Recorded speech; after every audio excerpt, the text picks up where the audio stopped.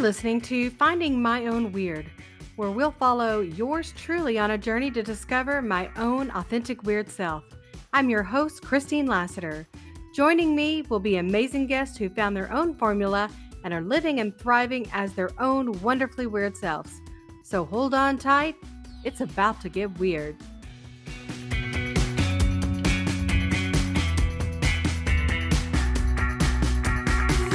Sometime back in the late 80s or early 90s, I met this tiny girl with a smile as big as Texas.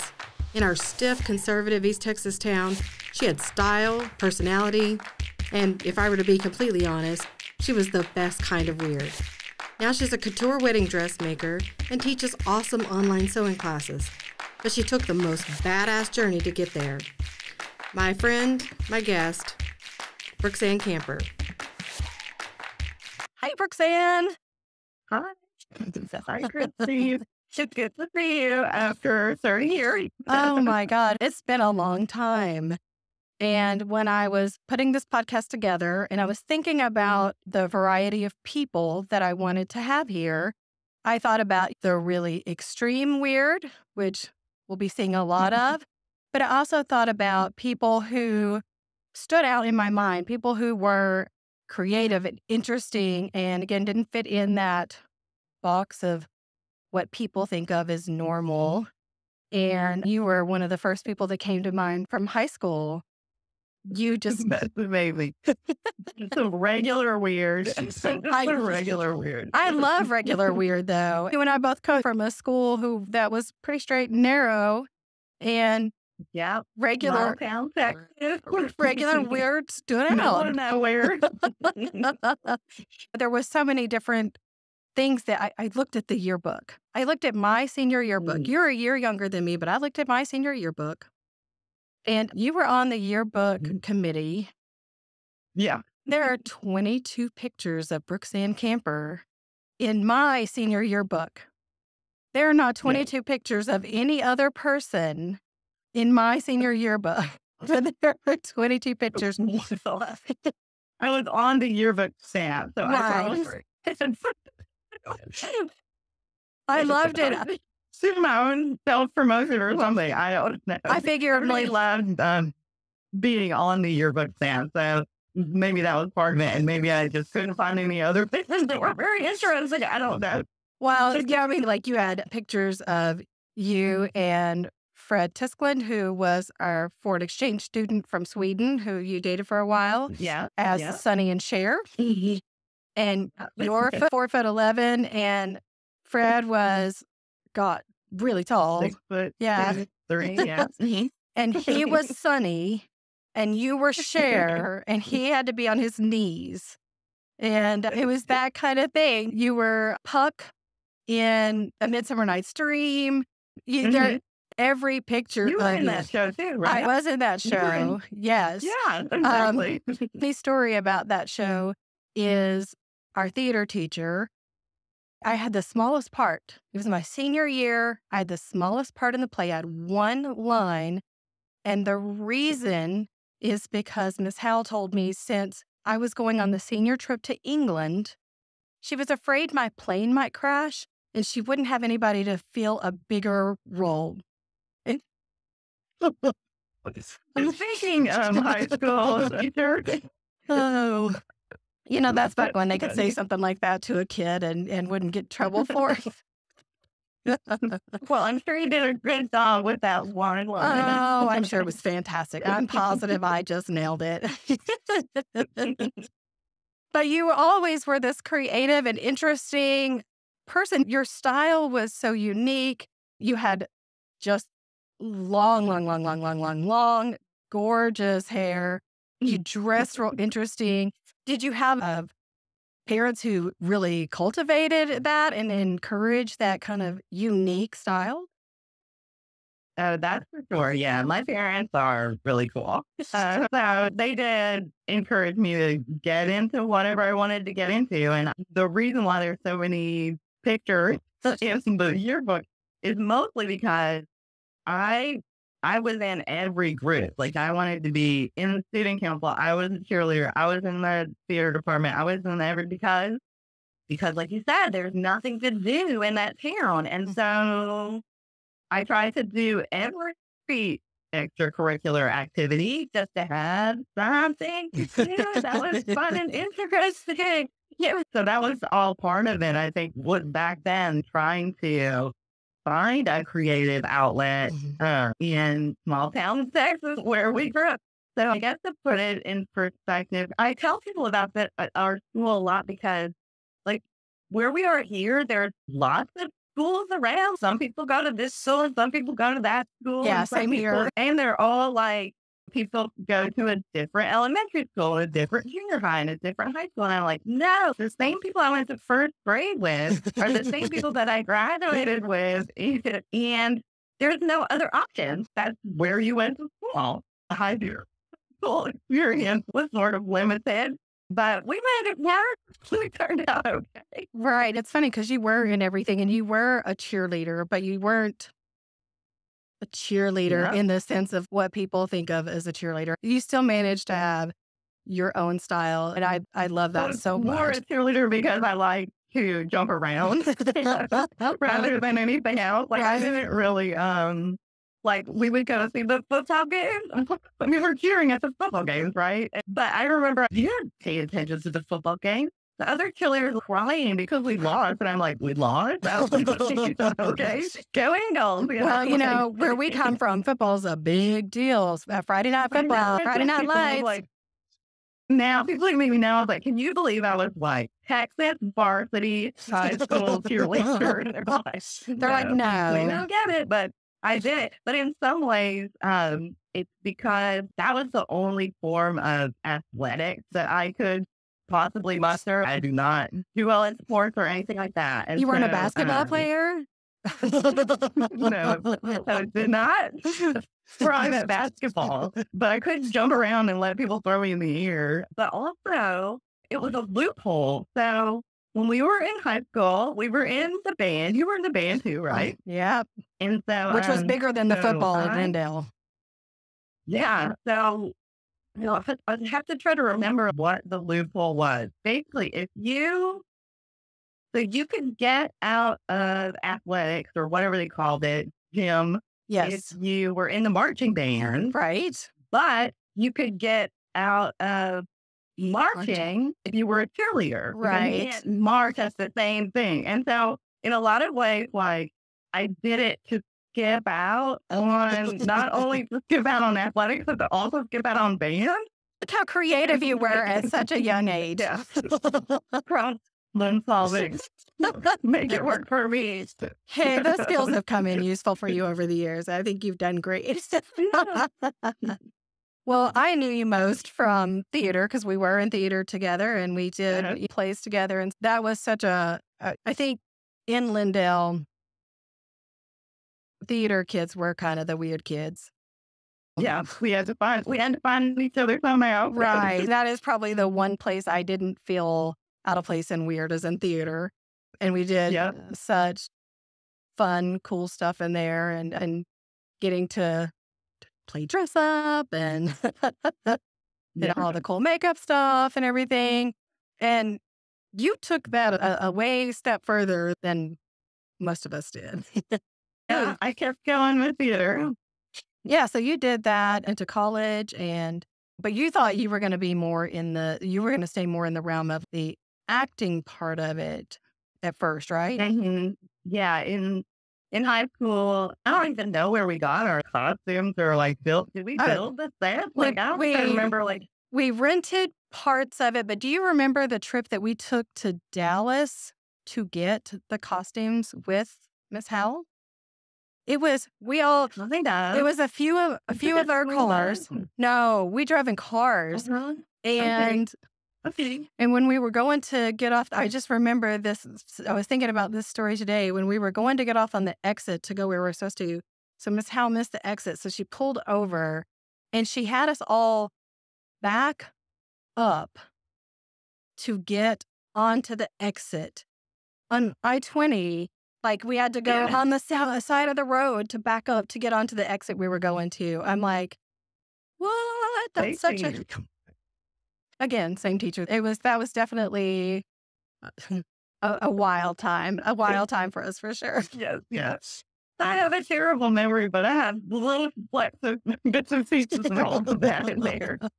Well, you were in a lot of things. I was in theater and bands. My stuff was more focused. Mm-hmm. That's after high school. I went to Centenary College, so that's in Shreveport, Louisiana. So really only about 2 hours from Lindale, but it felt farther away because it was in a different state. Right. I'm going to school in Louisiana, even though like I could absolutely drive home and have dinner with my parents if I needed to or whatever. So that was sort of exciting. In the same way that like, you mentioned that I dated the foreign exchange student in college. And that was also like just a way to try to get some other culture. You know, there was a new sort of person that had showed up, and I did that summer. So he was in school with us our junior year or my junior year. Right. Maybe it was your senior year. Yeah. And then it's only a 1 year thing. Uh-huh. And so that summer after, I guess, right after you graduated and whenever in between my junior and senior year, like I spent it in Sweden. Like my parents just let me go spend it was at least a month, but I feel like it was even longer with my boyfriend in a foreign country. Yeah. I mean, but it was great. I mean, like it really did. It was something that, of course, changed my life. Like I just got in a plane one day as a 17-year-old and went to Sweden because that's where my boyfriend lived or whatever. How weird is that? And Fred was such a character. Oh my God. Mm-hmm. You talk about somebody who weird. But in the best possible ways, just so fun and so funny. And I miss Fred considerably. We don't keep in touch. I mean, we're still friends, but he's now he's married to a man named Paul. Right. Sounds weird, you know. Yes. But yeah, so as far as I know, he's married to a man named Hawk. I haven't talked to him in a long time, but anyway, so that was all part of just exploring, I guess, and like trying to get out of the, small box that we were in. Yeah. And what a testament. I mean, I think it's, as a mom and now as a grandma, congratulations. Thank you. A Gitchy is what I call myself because grandma sounds so old. But yeah, I mean, I think about like, would I send my 17-year-old to a foreign country with their boyfriend? Probably not. But on the other side of that is so cool that you got to have that experience, which you would not have gotten to have otherwise. And they knew me, I guess, and knew that maybe I was not totally irresponsible or whatever, and I would eventually come back home. Right. I mean, that was a cool thing. And like, my parents are cool. They still are. They still live in the same house. And Mom was a teacher, right? Yeah, she taught at Lindale. She taught 5th grade. Right. And one of her, just a fun fact, one of her students later, just talking about people who come through Lindale, she taught Miranda Lambert in 5th grade. So my mom said like she was like unremarkable. Like they didn't really remember her. Like some people stick out and like she did not. Like funny. She was like, oh yeah, I taught her in 5th grade or whatever. I think that's funny. I think that's really funny because Lindale really, they really hype that Miranda Lambert. When you come in, there's a billboard. Like, the store. It's a big deal that Miranda Lambert is from our teeny tiny hometown of Lindale, Texas, population 5,000. Actually, I think it's up to a little over 6,000 now. I think I just recently looked. Woohoo, it's booming. So when we were there, I remember like when we got a Burger King, we were just like, oh, amazing. Like we always had a McDonald's. When the Walmart came in, that was a big deal. It finally happened. Lindale is about 15 minutes from Tyler, Texas, which is the only city, population of about 100,000 between Dallas and Louisiana. I mean, we really, even in Tyler was considered a little tiny city. We really were in the middle of Podunk nowhere. Do you remember when we had, they built right down from the old high school, which now kids think the new high school is an old high school because it's 30 years old. But our high school. Do you remember that right down on the highway or on the main strip there, they had for a short time built a game room, like pinball games, pool. There were some games in there. Do you remember that? You may not, because I don't think so. It was shut down so quick because all the churches thought all the kids were going to have sex and drink and do drugs there.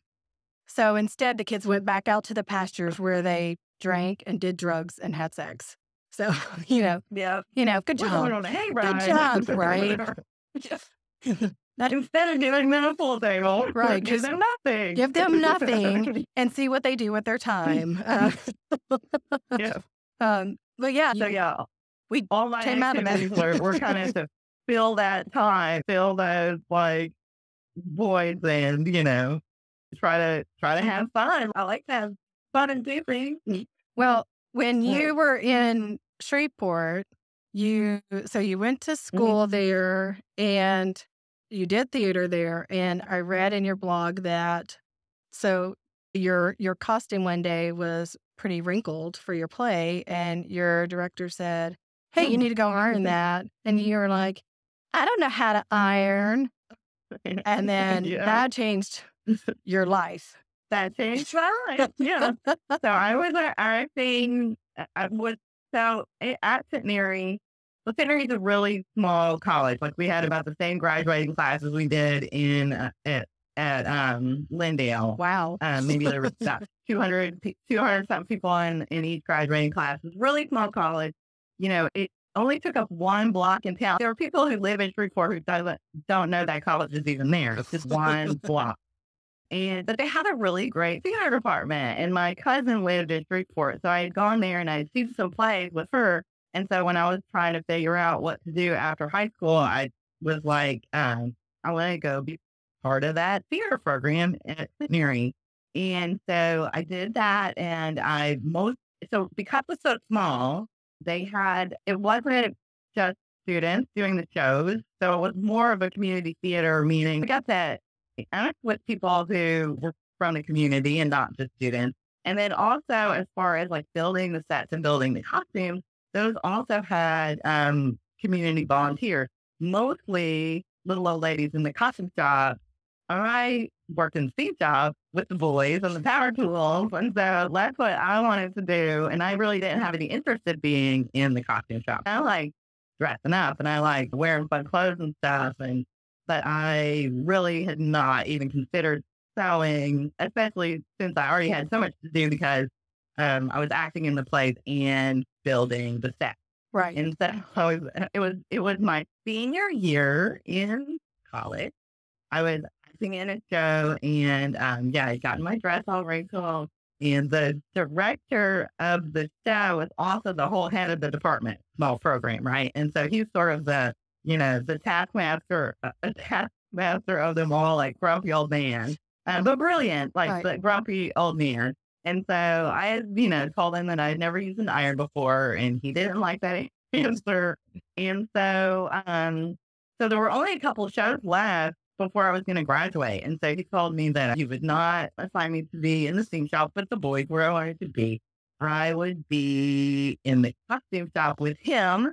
He was always in the costume shop. So that was something that I hadn't really explored yet.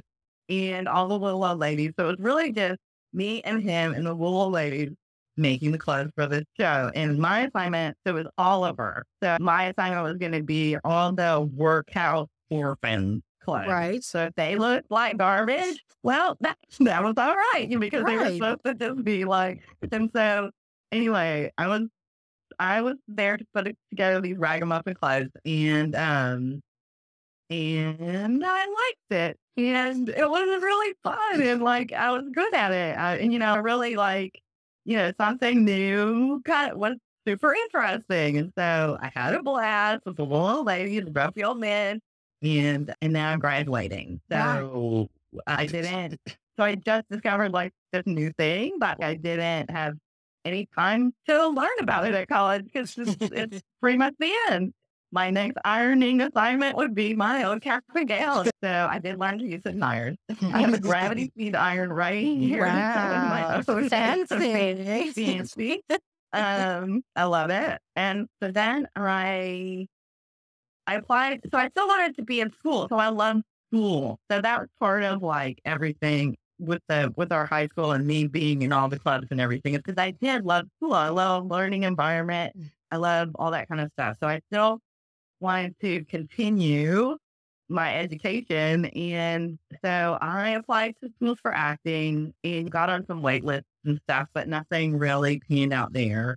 And I applied pretty much as a joke to the Yale School of Drama, which is the #1 drama school in the country, Ivy League, Yale. Right. And they had a costuming internship program. So they have a master's degree in costume design, but I knew that was like actually like talented people. But they had an internship program that was just like a couple paragraphs in the catalog. And so I applied kind of as a joke to that program. And so then then I get like a call from the Yale Drama School and they want me to fly up for an interview. And I'm like, I've never been to Connecticut. I'm never going to get in this program. Like, what? And so I kind of blew them off because I was like, there's no way that like this is going to be worth my money to fly up there and do this interview. So I just told them that I was so busy in the costume shop that I could do a phone interview, but that was it. And Before Zoom, there's no such thing as Zoom at that point. Oh, yeah. Yeah, exactly. I was on an actual phone that was plugged into the wall. and it was in that grumpy old man's office too, I remember. And he's one of these people who's like lives in chaos. And so it was just like books and piles and garbage like everywhere. And I'm on this phone, like talking to the soup shop at Yale. And I have no idea what I said on that phone call. But I was accepted. And so then I just went from Shreveport to Connecticut and bought a coat for the first time. Like we didn't have I remember telling people they're like, yeah, I mean, it would get cold in Texas and Louisiana sometimes, but not enough to. But we didn't have winter. Coat. Yeah, we didn't have winter wear. That wasn't a thing. Now, it's like you would suffer for a couple of weeks or whatever, and then you would stay inside. But I bought a coat and then moved to Connecticut. But before you moved, back in Shreveport, I read that you were on a little movie. Yeah. So in between, we can't gloss over this movie. Okay, this movie we can't gloss over. I forget about it. So in between, so I had already accepted the position at Yale, but it was there's a summer in between, and so the summer in between, I was still in Shreveport, and so I got this summer job. There were some other people in the theater department who were working on it too.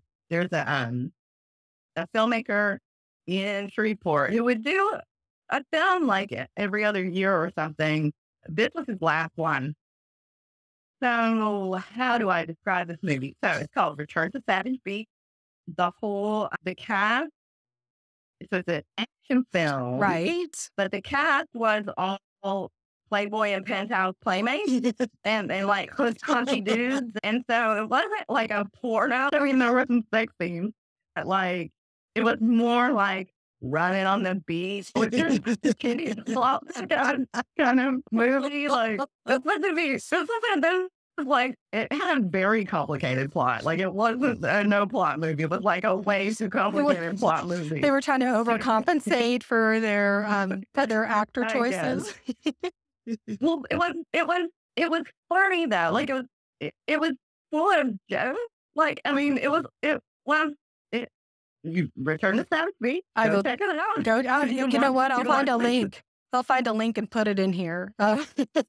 Yeah, you can watch the trailer on IMDb. But my job on that set was I was the costume assistant, and so the costume assistant meant that I was the person on set helping those people get dressed. So basically, my job was to help Playmates and help Playmates get dressed. And then the funny part about it too, I mean, there's lots of funny parts about it, but is that as you mentioned, like I'm not 5 foot tall.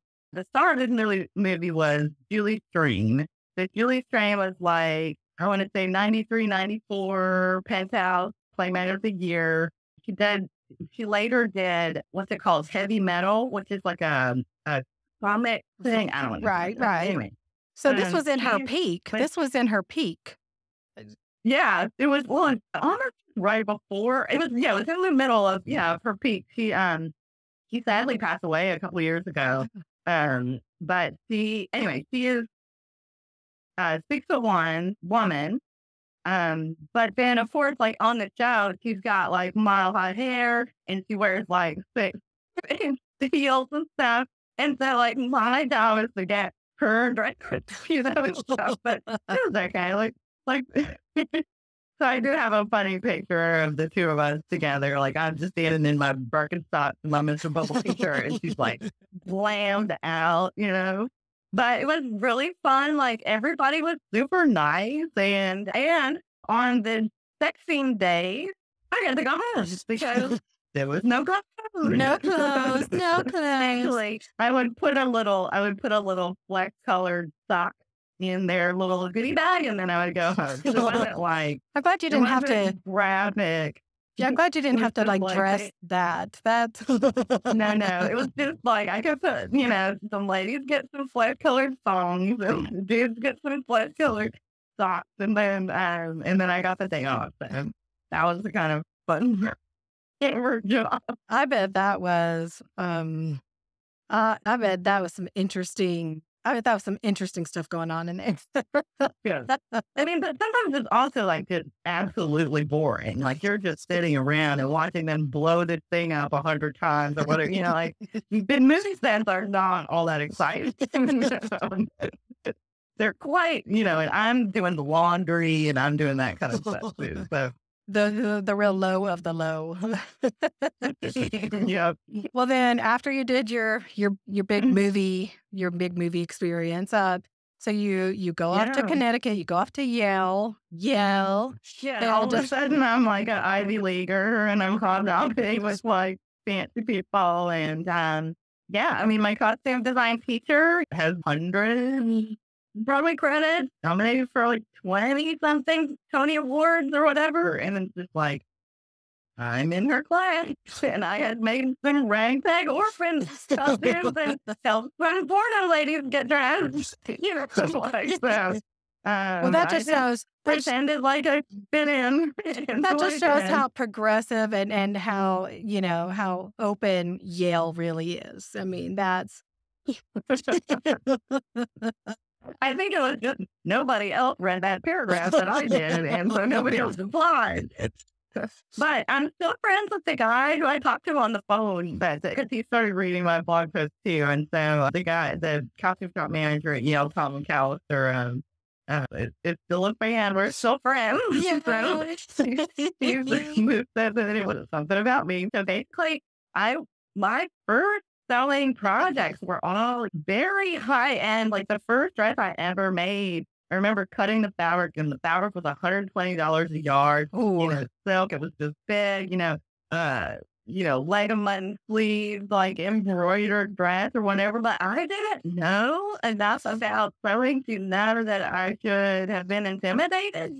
Like I was just like following wherever something took me. And so I'm working with like super professionals, and like as my internship. So what happened with my internship is that I would work as an employee, kind of as the staff on the costumes that would for the Yale Repertory Theater and the Yale School of Drama production. So all these really excellent productions. I was part of the staff to make those costumes, and then I also got to take classes with the MFA students. So they only take maybe four. I mean, as far as costume design, like maybe three like MFA level students, like those people went to off to win Tony Awards. I'm in their class. And so I got to take, and because I was not working toward a degree, I was working toward a certificate.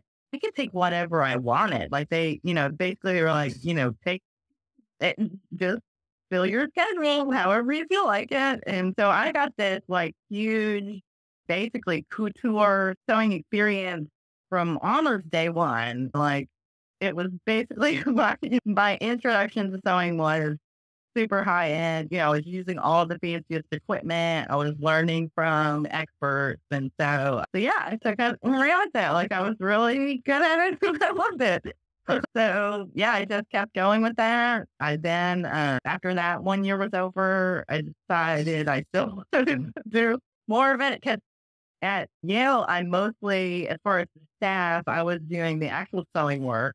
But what I really fell in love with while I was there was pattern making, like making custom patterns for individuals.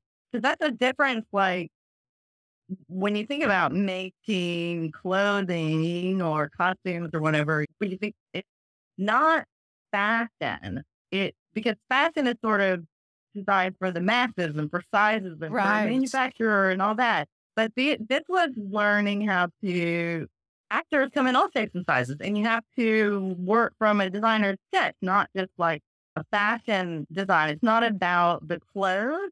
It's about character. It's about like making it clear like who this person is via their clothes. And so I didn't, even though my costume design teacher was Jane Greenwood, who was saying wins Tony Awards and stuff. I knew pretty quickly that I didn't really care for costume design. Mm-hmm. I liked the making part.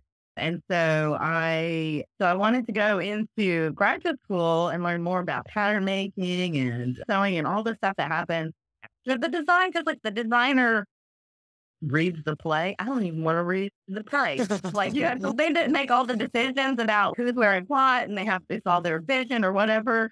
I just want to take that. I want to take your vision and make that. And so I'm the one who does the actor part. And so the designer gets their name in lights, and then there's a whole team of people like me who actually takes their sketch and then makes it a reality. And so that's what I wanted to go into. So I looked for graduate programs that were in costume production, not costume design. Mm-hmm. And at that point, I could only find 2 in the country that didn't put the emphasis on the design part. I didn't care about costume design. And so one of them was at UNC in North Carolina and in Chapel Hill. And I did the same thing. I applied and then I just didn't go to the interview. and I talked to him on the phone. Because again, I was like, it's not money to like fly around places, right? Like do an internship. And so anyway, they only take 2 people a year. It's a 3-year program. And I was on. So I went and then got a master's degree in costume production. And so that was all making just lots of clothes for all kinds of productions and learning all kinds of cool stuff about hair making for individuals and all that fun stuff that I still like to do today. Well, that took you to some really cool costuming situations too.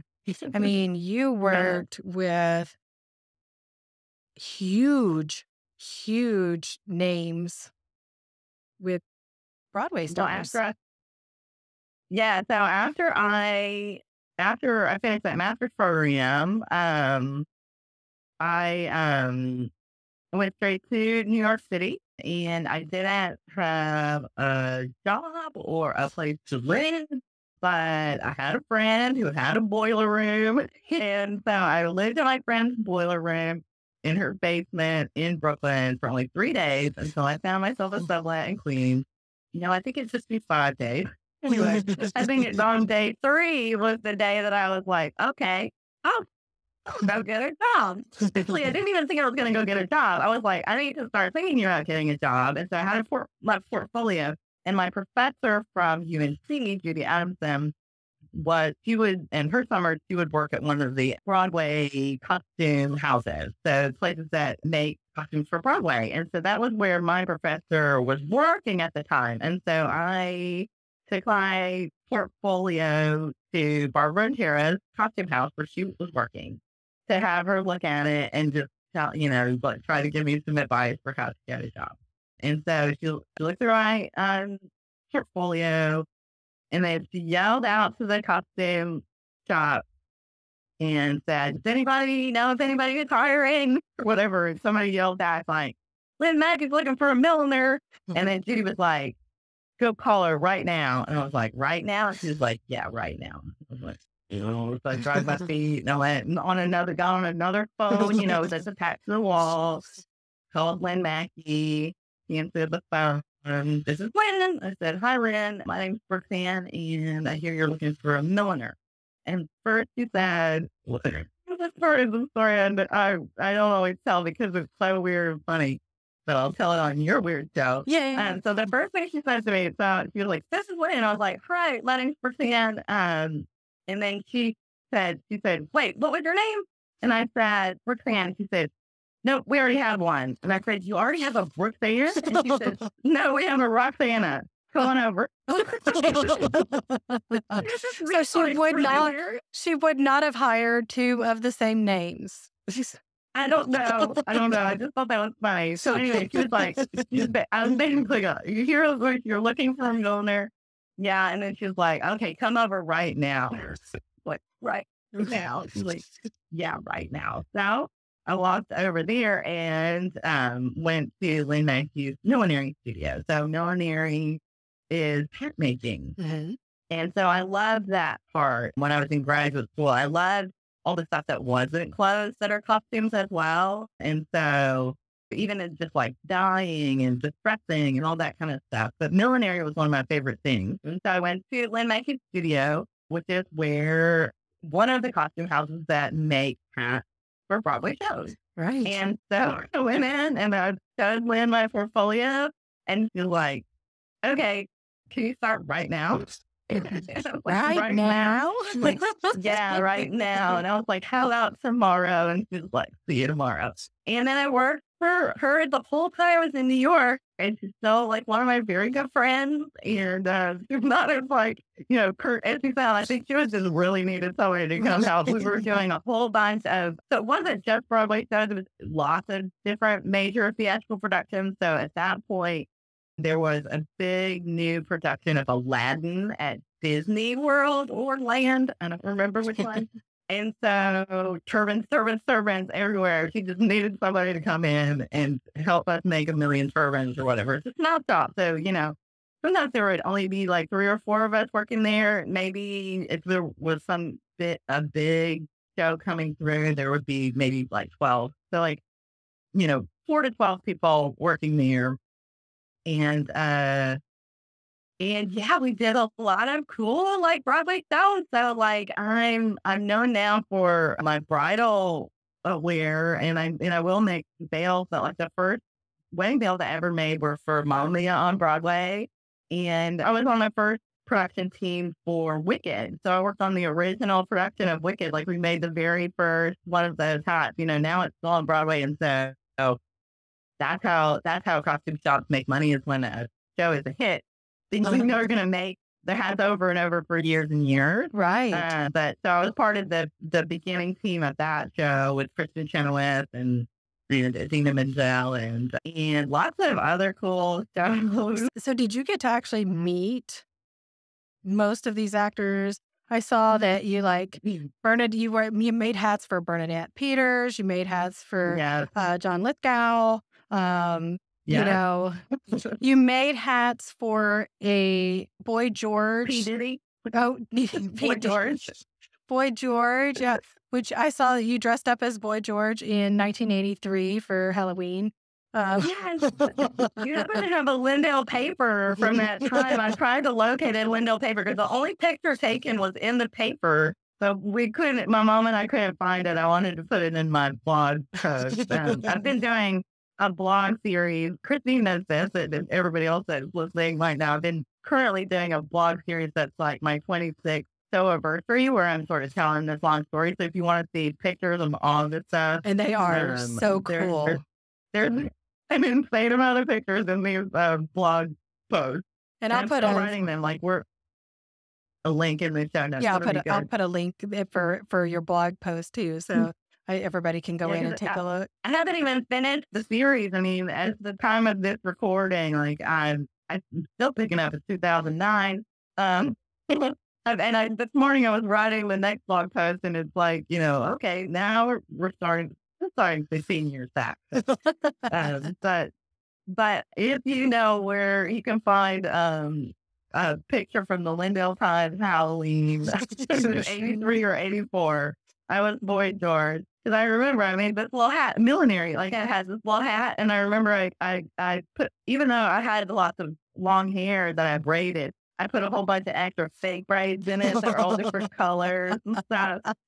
So I could be Boy George. But no, I never got to meet very many celebrities. You didn't get to meet the Undertaker? I didn't. Well, that's like my most famous hat, I think, is that I made wrestling. WWE, the Undertaker. He had like a dramatic return to the ring at WrestleMania 20, which was like in 2004. And I made his hat, his new like Undertaker hat. So the Undertaker is 6'7", or maybe he's 6'10" or something. I can't remember the stat, but it's like way above me on, and I'm 4'11". So I really wanted, my boss would almost always do the fittings, but I really wanted her to let me go and just see what happened when I show up. It's like a legit ladder. Yeah, she could sit on the floor and I could still stand on my tippy toes probably. But that was a good one, and we get free tickets to all the Broadway shows too, and like I got free tickets to WrestleMania, so that was a really fun one.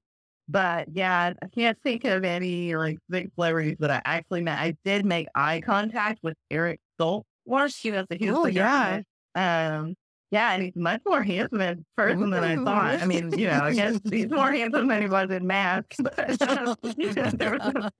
But sometimes I would be able to make eye contact with them, but I wasn't but not higher in the hierarchy to actually interact with the celebrities. But it was fun to see them wear things that I had made. Yeah, because like Bernadette Peters, like what stuff that I made, and John Lithgow, and just all kinds of like really fun celebrities. Like now on your journey, on your journey, you got to actually make some other different kind of celebrity pieces for some puppets, Muppets, some Sesame Street characters.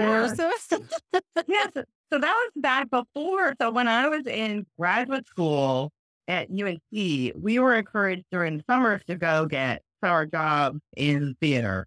And most of the people would go and do like Shakespeare festivals and stuff that happen in the summer. And I didn't want to do that. So I was like, I want to get like a job kind of thing. So I got a job working for the Muppets. So I had a summer job between my first and second semesters of graduate school, working at Costumes and Creatures, which is a division in Minneapolis, and they're the ones that make mostly the stuff where people get inside of it. So not necessarily the puppet, but really Big Bird. Like he's not a puppet. There's a person in there. And so they just ruined the magic part. Yeah. Oh, I'm sorry. You don't know? Well, there's all kinds of magic I could ruin about the Muppets. That's a whole other podcast. Once you get behind the scenes, magic does start to become spelled. But I was in the heads and tails department, and so I was making a lot of stuff was for Sesame Street Live and those kind of shows too, where there's a officially licensed Jim Henson stuff, but there's actually a person in there. They were making us knuckle up against while I was there and that kind of stuff. So anyway, yeah, I made Big Bird's tail. I have Big Bird's tail in my portfolio.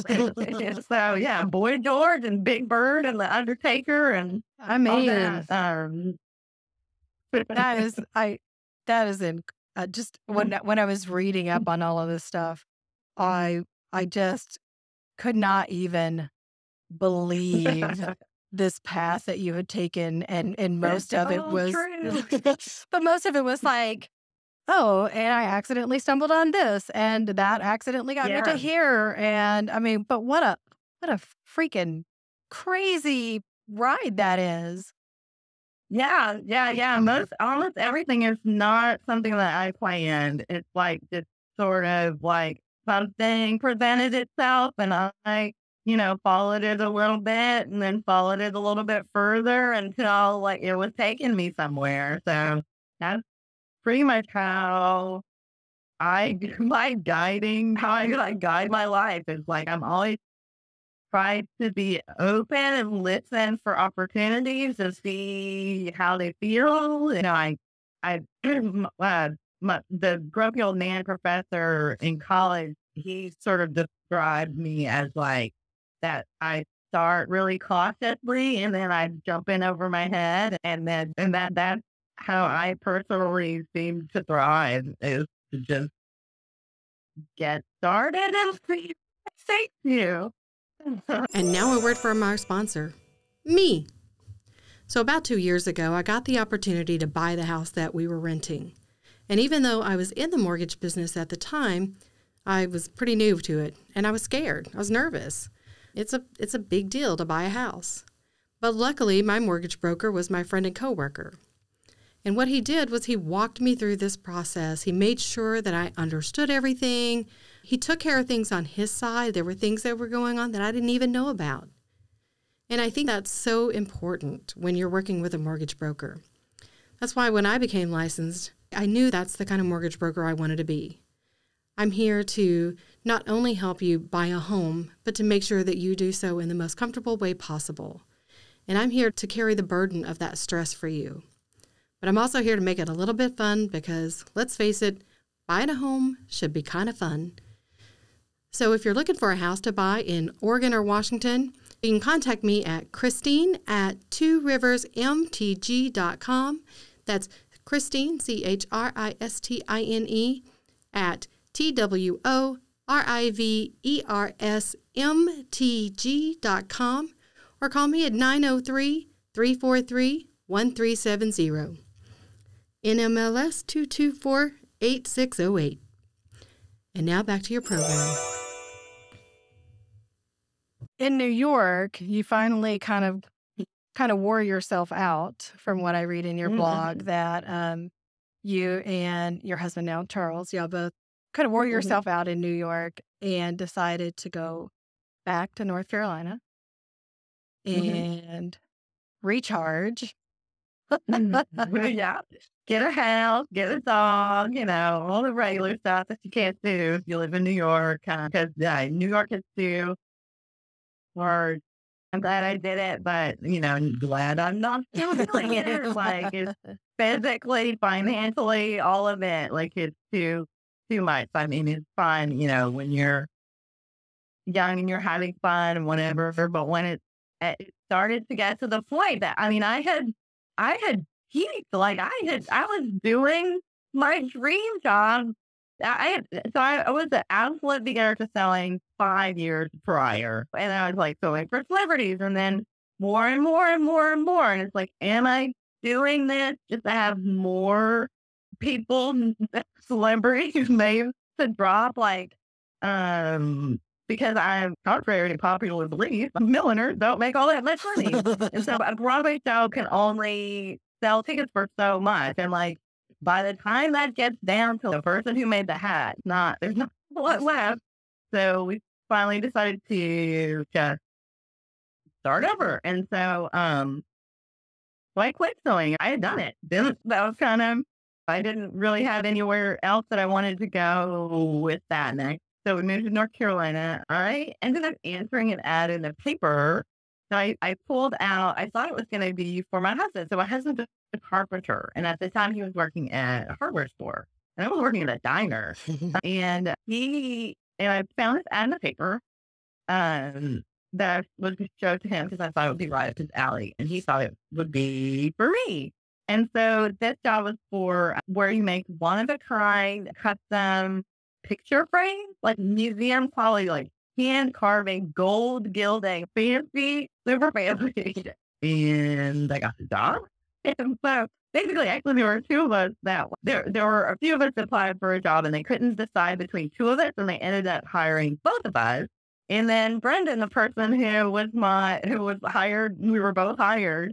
He's still a great friend of mine. He ended up being the officiant at our wedding and stuff like that. So anyway, so it's basically, we would just make museum quality picture frames. So it was still like bespoke or whatever that each frame was for a specific piece of art. And so I got to learn. So they were all one of a kind and handcrafted, and it's all hand sanding and carving and 22 karat gold and like burnished things. So I did that for 3 years. Wow. Yeah. And so that was in between there. So I was just wearing overalls every day and full of sawdust. And then I ended up making frames for lots of famous pieces of art and stuff. I have a frame that I made, a 22 karat gold frame that I made and carved that's in the North Carolina governor's mansion, like around the official portrait of our former governor.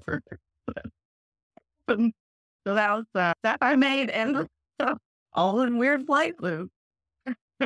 Well, then, from what I understand, then Charles's sister got engaged. Mm-hmm. And then this wrapped you back in. Yeah. So another thing where I didn't put too much forethought into it, but so Charles was at Charles's family Thanksgiving one year, and I guess it was 2005, which would have been the year we moved back. Maybe it was 2006. Anyway, long time ago. She and Charles' sister got engaged like at the Thanksgiving dinner table between the prayer and the let's eat. Her, boyfriend stood up and proposed to her, and we were all so excited. And that weekend, I somehow decided to offer to make her wedding dress. And then, when you start to think about it, okay, yeah, it was 2005 because that was the year we had moved and we had just bought a house, but like a shell of a house. And so my husband's a carpenter, so the idea is that we would gut it and renovate it while we were living in it. So 800 square foot house, and there were 4 main rooms, and we would gut a room like down to the dirt, and then another room would be full of all the stuff that used to be in that room, but that room is missing. And then we would live on the other side of the house, like the extra 400 square feet. And then we would do a room and then we would switch. And then eventually, like all the rooms would get done. But this one, at this point, all we had was a kitchen and a bathroom. We did the bathroom before we moved in because we were like, okay, if we have a bathroom, we can live there. But we had maybe 7 months where we were eating on a camp stove on the front porch while we were building the kitchen. And then I tell her that I'm going to make her wedding dress. Like, we did, the floor was dirt. Then the Charles's gift to his sister was that he built the room for me to build the wedding dress, which happens to be the room that I'm sitting in right now. And so I had a sewing room before we had a living room or a bedroom. And I made Katie's wedding dress in there, gorgeous, bias cut, silk charmeuse, like bodycon, like just stunning wedding dress for her. We designed it together. She brought me pictures of stuff she liked. We tweaked, we decided what we wanted. I draped it.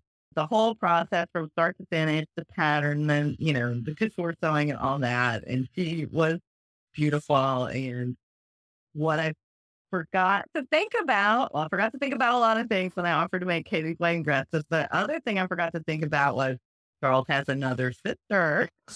So he got engaged the next year. And so, of course, I'm going to offer to make Melissa's wedding dress. She was pregnant, so I got to play around maternity sewing. And so then I made another just beautiful, fun wedding dress for Charles' sister. And then the next year, 2008, we got engaged. And so I made my own wedding dress, of course. Right. And it's true Brooks Ann style, I have to say. Yeah. That wedding dress is so Brooks Ann style. If I was going to go to a store, or you wouldn't find these in a store, but if I was going to go pick out a wedding dress for Brooks Ann, it would be the dress that you made. Yeah, I still love it. It's almost like 2 months will be our 15-year anniversary. And I still love that dress. It doesn't fit me anymore, but the style and everything, there's no regrets. And that's the other thing is all the other wedding dresses in my portfolio, those are the style of the bride. I don't try to infuse, I'm not trying to make a thing and then try to say, here's my vision for you or whatever. Right. It's just me taking their brains to get their vision onto their bodies or whatever. So the other brides that you'll see, although, I would never make something that I didn't think was beautiful. If they came up with a terrible idea, I would say no, I don't think I want that in my portfolio or whatever. But everything is their style, not my style, except for my own wedding dress, where I really did my own style. So that's getting ahead of myself because at that point, it was my own wedding, and then I made my dress, and then I thought that was pretty much it, right? Mm-hmm. I guess my brother was already married. I didn't have any more sister-in-laws. They just were. And so I didn't really think I would get back into sewing until I got an email from so my friend Jonathan brought his girlfriend Leah to our wedding as his +1. We didn't really know Leah, but Jonathan is a good friend of both me and Charles. And a couple months after my own wedding, Jonathan and Leah got engaged. And Leah contacted me because she remembered that I had made my wedding dress, and she wanted to know if I could make her wedding dress. And I'm like, all right, I guess this is the thing. And I did want to do it. I did have a lot of fun. And I did like Leah. I thought she would be a good inspiration, especially because these other women, I knew really well. So, right. But Leah, I knew that I loved Leah because Leah loved Jonathan, and I loved Jonathan, but she was still sort of a stranger to me. And so I told her that I would make her wedding dress if she would help me figure out how to make it a business. She would just let me hash through the process. What if I gave you a questionnaire? What if I did this? With no, we would be working through things. There might be mistakes. There might be whatever. We were just going to try to figure it out together. And Jonathan's parents were lawyers, and so they helped me come up with the contracts and stuff. And so I just put together, I basically through making Leah's wedding dress, which I'll send you a picture of her dress. It's pretty amazing. One of my favorites. And very non-traditional. Not very non-traditional. I guess if you think of traditional as white strapless dress, I've never made a traditional dress. I don't do a white strapless dress just because you can find those in the store. Right. If you're going to come to me, I want you to I wanted to make something that you can't find in the store. Sure. Anyway, you wouldn't be able to find Leah's dress in the store. It was all, you had this big jacket with all these blue and red and gold lines on it. And anyway, very cool. Had a blast working with Leah. We figured out some things, and Leah suggested that Leah's a writer. She writes children's programs, so she writes Daniel Tiger and some other stuff like that. So anyway, but she's a writer, and she suggested, this is 2009, that I started a blog about making the wedding dresses. And I was Right. like, okay, that'll be fun. So, so I started a blog in 2009, starting with Leah's dress. So starting with Leah's dress, you can watch every dress I've made for the past, however many years it's been since 2009. And from start to finish, like I blog the behind the scenes process, but the sewing stuff, the stuff that I like. So it's not just, oh, look, I met Leah and here's her beautiful dress I made. Like it's every little thing. Like we were at the store today or picking up trims or whatnot. So anyway, all the nerdy, like behind the scenes stuff that I like, I started blogging about. And I guess I originally thought that that would attract brides, that brides don't care about sewing. So anyway, okay, so the beginning of the wedding, the next, so that was Leah was my first, somebody I didn't know, but also she wasn't paying for the dress. That was the gift. It was like, I'll give you the dress and we're going to figure out a thing. And so I hadn't had a paying client yet, but I now had like 4 really cool, really different dresses that had beautiful wedding photography. And all the photographers had, given me permission to use the photos. And so I made myself a little website on iWeb, like whatever the web thing that came with on your computer. I made myself a little website and had all this stuff. And, and I had planned to launch that on New Year's of 2010. Mm-hmm. And so like New Year's Day of 2010 was when I was going to I don't know how I thought I was who I was announcing it to, but that was when I was going to launch. say, I'm a business now or whatever, who I don't know who was listening. But the weirdest thing happened before that. So in November of 2009, I got this email from The Knot, North Carolina. So The Knot is like a wedding magazine. Oh yeah. And this email, it was real shady. And it said you won best bridal salon of 2010, give us your address so we can send you a plaque or something. And so instead of just putting that in the spam folder, I guess we had those back then.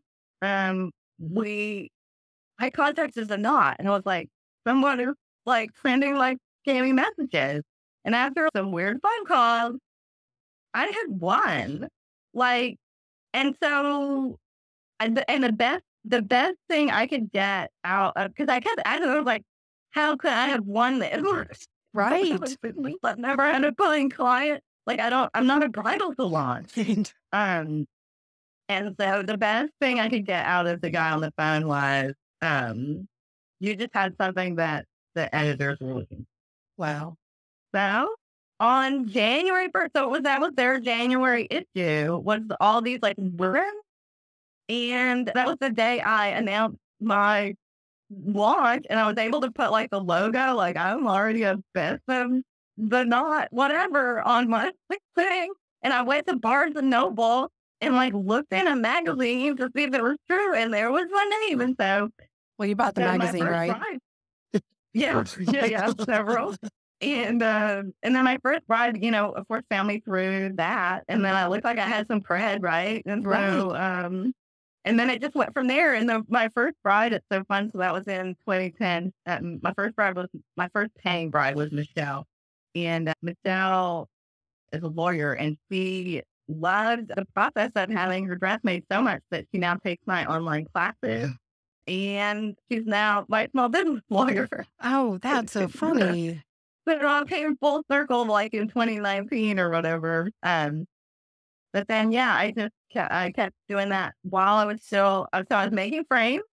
I was still doing the carving and gilding. And then I was doing brides on the side. Basically, the bridal business was my side hustle. Right. And so because I loved it and I didn't want to do more than one at a time. First of all, I'm in the small room. And then,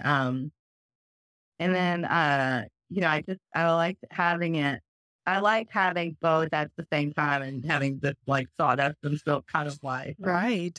But eventually the frame job sort of crashed and burned, and then the frame job crashed and burned while I had someone on vacation. So there have been like some increasing negativity and chaos at this frame business. And I was sort of looking for my exit, but I figured I was going to give myself at least that cool 10 years and not back out at year number 9. Think about weird here.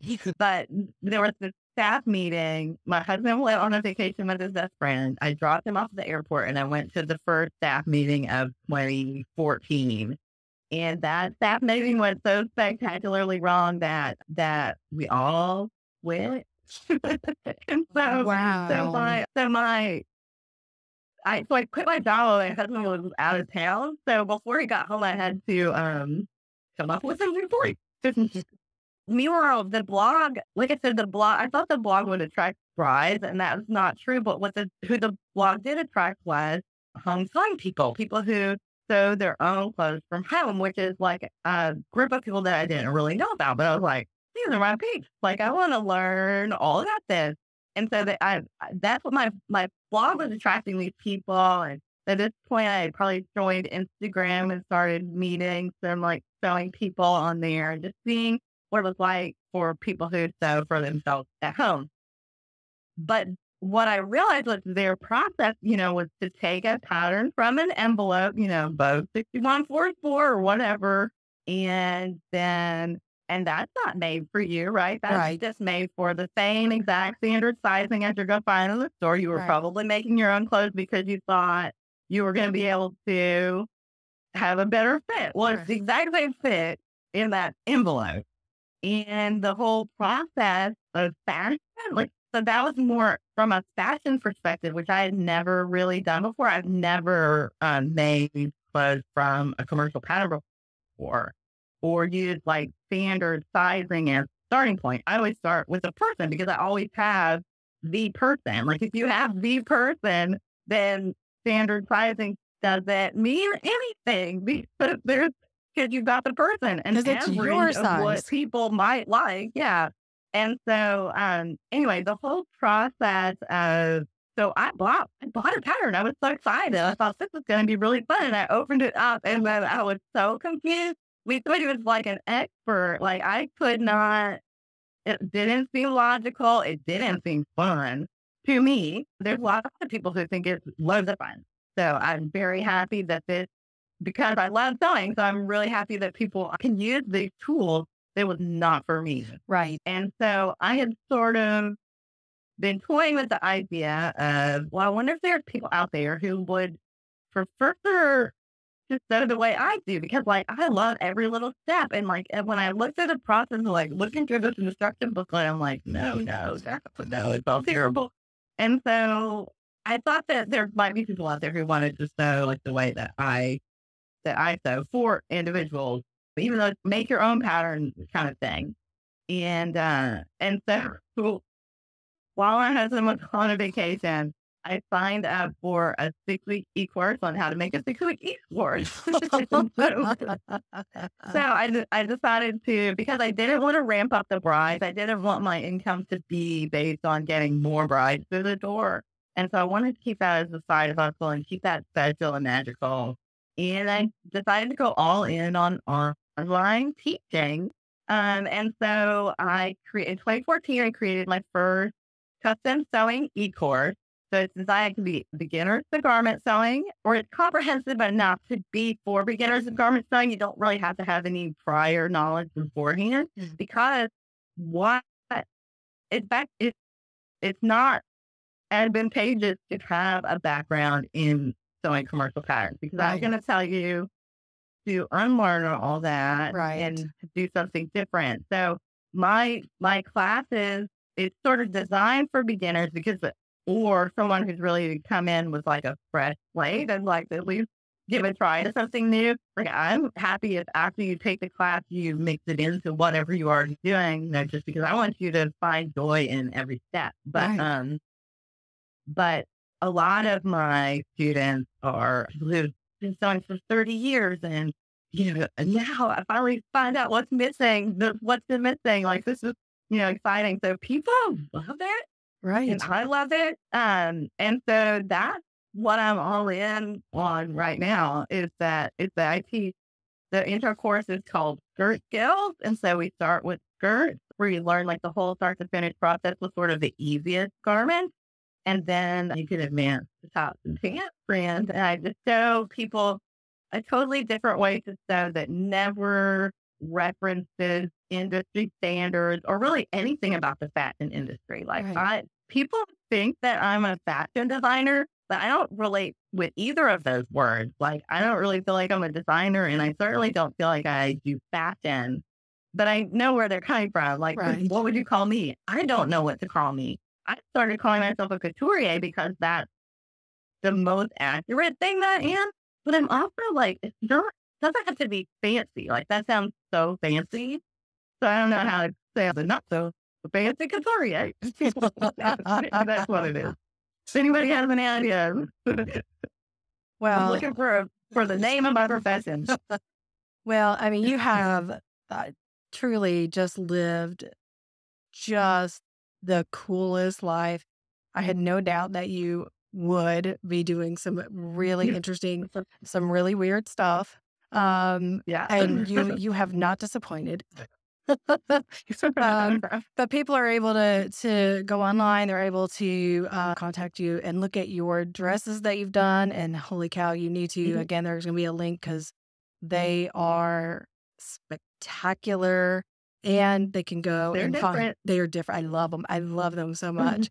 And they can go and find your online sewing courses and read your blog, which is, I mean, it's so true to your personality. It's fun and it's funny. And just, again, the pictures that are in there are just freaking hilarious. And this has been so cool to catch up with you, but also just to learn that little tiny Brooksand, I mean, has just lived this huge life, and you still have so much more that you have coming down the pike. And I just can't wait to just getting started. I can't wait to see where all this goes. I love it so much, and I thank you so much for being on my podcast and for us just being able to reconnect after. My God. Thank you so much. long. Like, it was so fun to see, like, and you can request me to be on your podcast. I've never done a video podcast, done just a few podcasts before, but yours sounded so fun. Every other one I've been like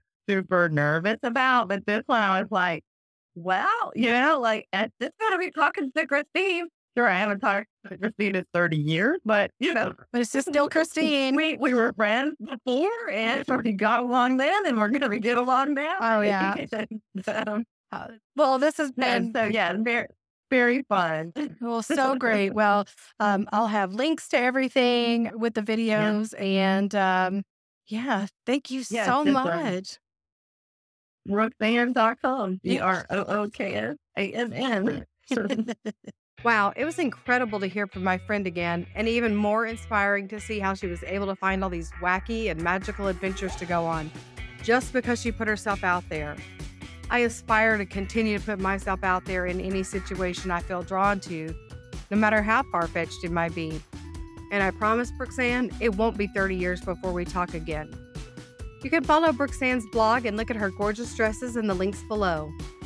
And then listen to our next episode where entertainer and artist Nick Sin teaches us why it's important to have your straitjacket buckled correctly. We'd also like to thank our sponsor, Christine Lassiter, mortgage broker of Two Rivers Mortgage.